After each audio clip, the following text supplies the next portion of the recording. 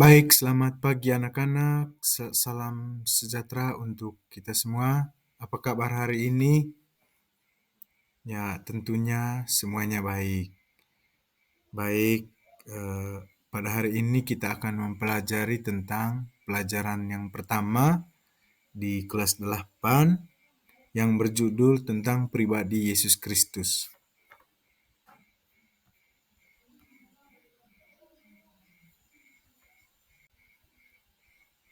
Baik, kita lanjut.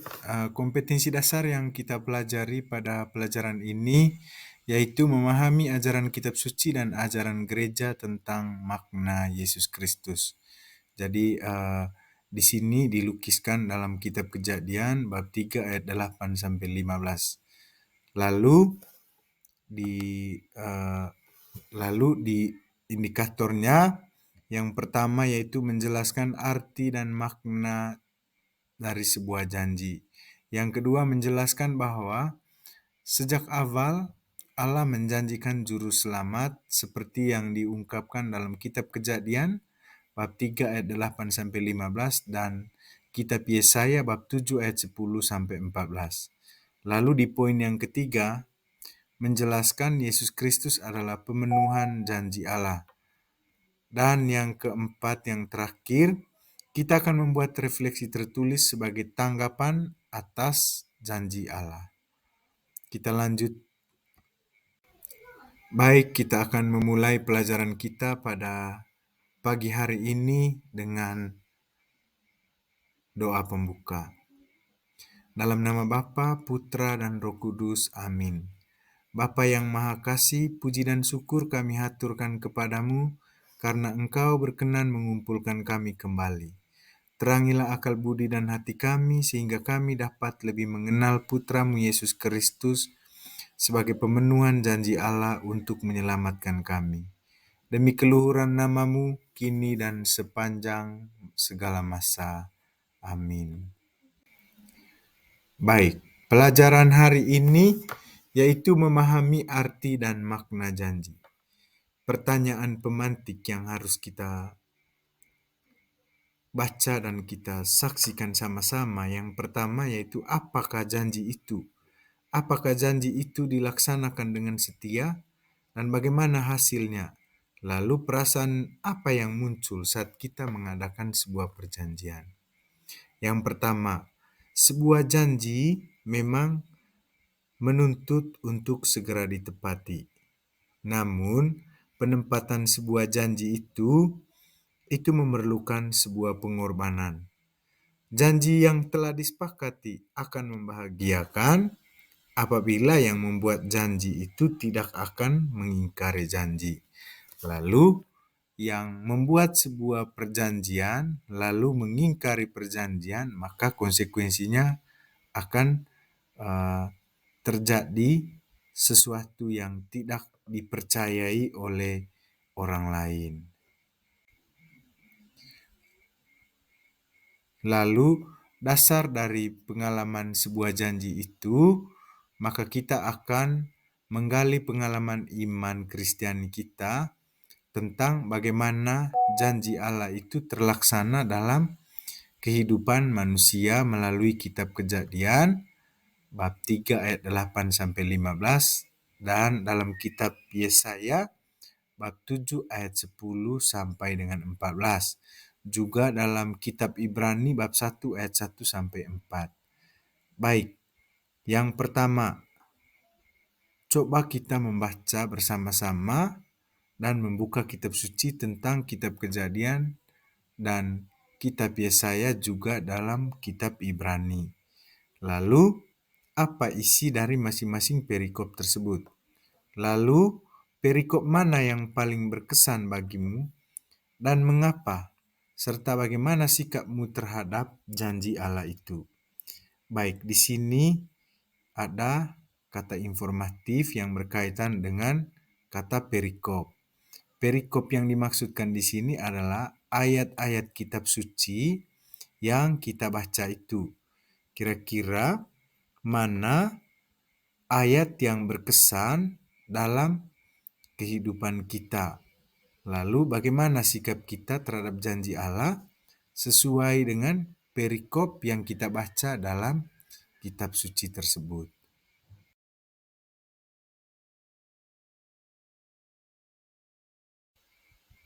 Lalu setelah sabda Allah itu menjadi daging, Allah sudah memenuhi janjinya.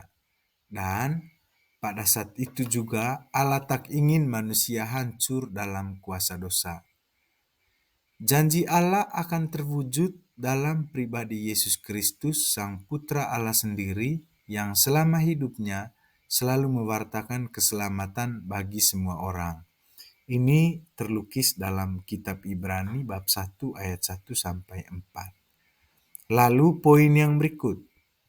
Maka sebagai orang yang telah diselamatkan, kita harus memiliki hidup dengan semangat baru, yakni hidup yang sesuai dengan kehendak Allah dan meninggalkan perbuatan dosa dan selalu mengarahkan diri pada keselamatan.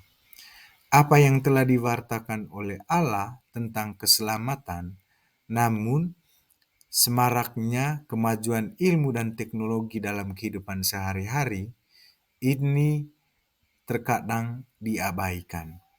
Salah satu contohnya, sabda keselamatan itu adalah, misalnya pada hari Minggu, sudah diwajibkan bagi kita orang Katolik untuk bersyukur kepada Tuhan melalui doa di gereja atau di KBG. Namun, dengan sadar dan sengaja bahwa kita mengetahui hal itu merupakan sabda Allah yang harus kita laksanakan sebenarnya, namun karena keterbatasan kita sebagai manusia, akhirnya kita tidak sempatkan diri untuk berdoa bersama pada hari Minggu.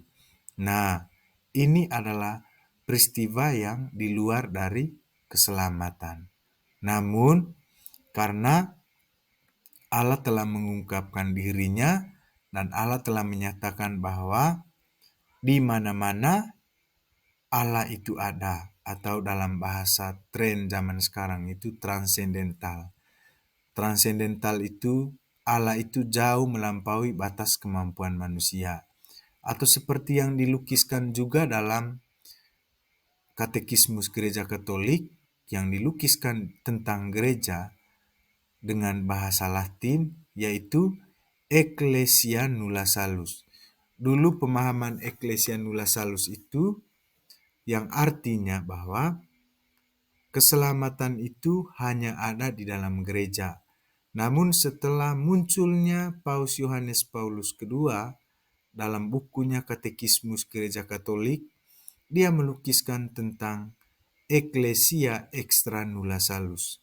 Ecclesia Extra Nulla Salus itu yang artinya transendental tadi. Artinya bukan hanya di dalam gereja terjadi keselamatan, tetapi keselamatan itu terjadi di mana-mana.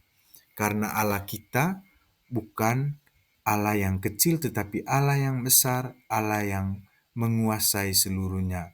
Sehingga Allah dia tidak ditempatkan di surga saja, tetapi dia menguasai semua isi atau seluruh yang ada di jagat raya ini.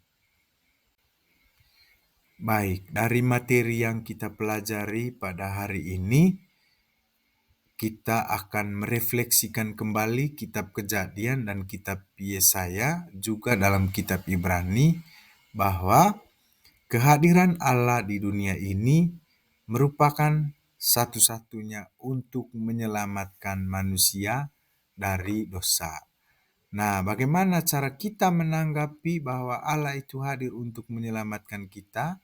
Maka taatilah perintahnya. Begitu banyak perintah yang diperintahkan oleh Allah. Salah satu contohnya itu tertuang dalam 10 batulo yang terlukis dalam kitab suci, atau dalam bahasa teologisnya yaitu moral dekalog, dan dalam kehidupan sehari-hari diterjemahkan sebagai 10 perintah Allah. Dalam 10 perintah Allah, poin yang pertama sampai yang ke-10 itu merupakan perintah Allah yang harus ditaati. Dari penjelasan yang tadi, poin yang berkaitan dengan ibadat bersama tadi, itu terlukis dalam poin yang ketiga, yaitu kuduskanlah hari Tuhan. Kuduskanlah hari Tuhan itu artinya kita harus memiliki waktu yang luang untuk bersyukur kepada Tuhan atas hari-hari yang telah kita lalui, juga atas apa yang kita alami, yang kita terima dari Allah secara cuma-cuma di muka bumi ini.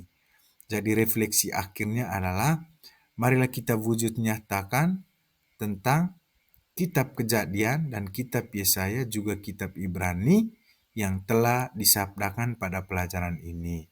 Dan sebagai wujud nyatanya adalah kita harus menjalani apa yang menjadi perintah dari Allah untuk mendapatkan sumber keselamatan sejati.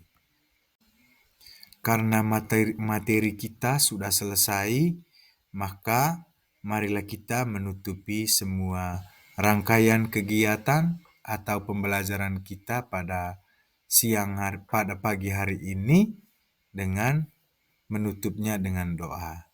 Marilah kita berdoa. Dalam nama Bapa, Putra, dan Roh Kudus. Amin.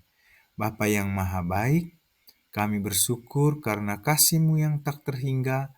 Engkau tak ingin hidup kami menderita melalui Putra-Mu Yesus Kristus. Engkau telah memenuhi janji-Mu untuk membebaskan kami dari dosa. Berdasarkan situasi hidup kami masing-masing, kami juga hendak berjanji kepadamu untuk senantiasa meninggalkan seluruh hal-hal yang berkaitan dengan dosa di muka bumi ini. Ya Bapa, ajarilah kami juga untuk setia dengan janji yang kami ucapkan. Semoga janji yang kami ucapkan sesuai dengan apa yang disabdakan dalam kitab suci dan apa yang tertuang dalam 10 perintah Allah. Semoga semuanya ini menjadi landasan dasar dalam seluruh kehidupan dan seluruh perjuangan aktivitas hidup kami di muka bumi ini. Semuanya ini ya Tuhan, kami serahkan ke dalam tangan-Mu demi Kristus Tuhan dan pengantara kami. Amin.